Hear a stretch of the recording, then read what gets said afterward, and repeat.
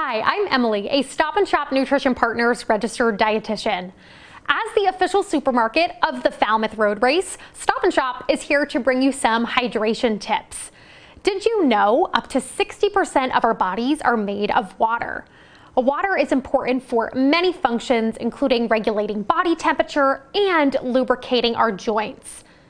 Now, when we're moving our bodies during the hot summer heat, we can lose some of this fluid through sweat. While plain water is always great to hydrate with, if you like a little bit more flavor, reach for our Nature's Promise unsweetened flavored waters. You could even make this fun strawberry mint mocktail. Simply blend water, strawberries, lime juice, lime zest, and mint leaves, and then add to a glass with ice and top off with some lime seltzer water. You can also stay hydrated by loading up on colorful produce.